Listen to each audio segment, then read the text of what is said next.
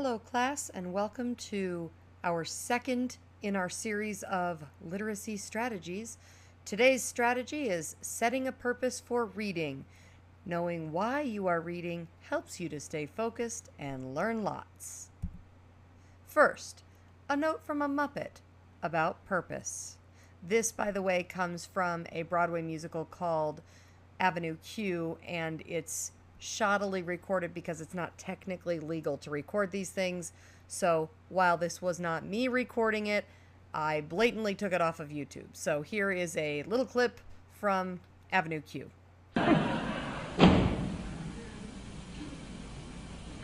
Maybe this is an opportunity. Maybe I'm not meant to work in some dumb office for the rest of my life.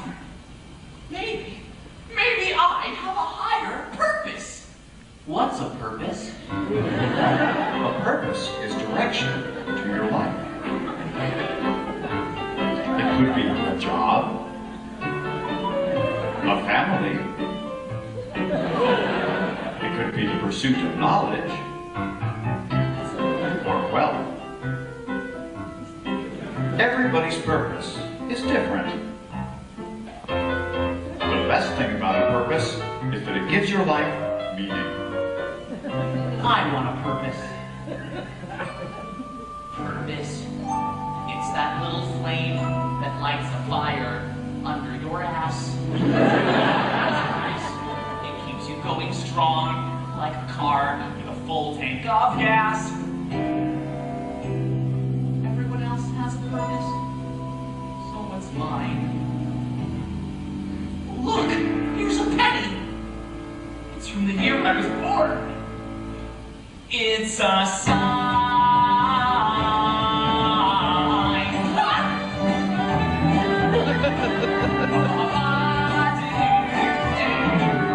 I don't know how I know, but I'm gonna find my purpose.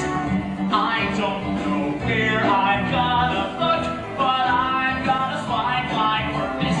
Gotta find out, don't wanna wait. Got to make sure that my life will be great. Gotta find my purpose before it's too late. So, according to Avenue Q, purpose is direction in life. Everybody's purpose is different. The best thing about purpose is that it gives your life meaning, and it's that little flame that lights a fire under your, well, you understand. So, what is setting a purpose for reading? When you are setting a purpose for reading, it's basically figuring out why you are reading the thing that you're reading. It's that fire that keeps you reading. Now, setting an authentic purpose is different than reading because the teacher makes me or because it's going to be on a test, because it actually gives your reading personal meaning. And setting a purpose is connecting on an authentic, real level with the text you'll be reading. It helps you to set a personal direction for reading. Now let's stop here for just a second and be real with each other.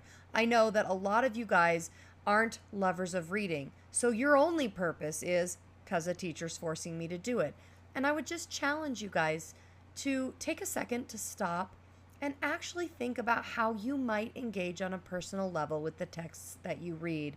I promise you guys, this is going to make your brain smarter, it's going to make you smarter, and frankly, it's going to make your reading experience a lot more enjoyable than if you just maintain that position that I'm only reading because the teacher's making me. That said, why it is important to set a purpose when you read is because readers judge the importance of a text based on why they are reading it. Most students actually don't know how to set their own purpose for reading because they tend to default to the teacher's purpose. And unfortunately, that carries some consequences because when students don't set a purpose for their reading, they tend to care a lot less about it. They tend to struggle to relate to it. They tend to not be able to stay focused, and they get easily bored. All right. So let's say that this has been the most compelling podcast of your young lives, and you are convinced that the way to really understand a text more fully and more deeply is to set an authentic purpose. So now you're probably asking this question. All right, well, how do I set a purpose for my reading? Great question, class. Here are some answers. Ask questions about the title and the subtitle and look for how those things are connected to the piece. Ask some questions about the piece and then keep those in the back of your mind. And that, by the way, helps you to look for answers as you read. Did you all know that your brain actually attaches differently to information if you've asked a question about it? So asking questions is actually one of the most powerful ways to think deeply about text. Number 3, look for the author's opinion in the text. Compare his or her opinion with your own opinion. Do you think that author agrees or disagrees with you? And it's no big deal to be reading an author whose opinion differs from your own. It'll make you smarter if you read their arguments because it can help to reinforce your own. Next, read in order to learn new information. Learning is like being in a weight room for your mind. When you go to a weight room and you stack on more weights, you do more reps, you visit the weight room more regularly, your muscles get stronger. The exact same thing happens when you read in your brain. It's like flexing your brain muscles. So anytime you read and you think, wow, this is an opportunity for me to learn new information, that's making your brain stronger.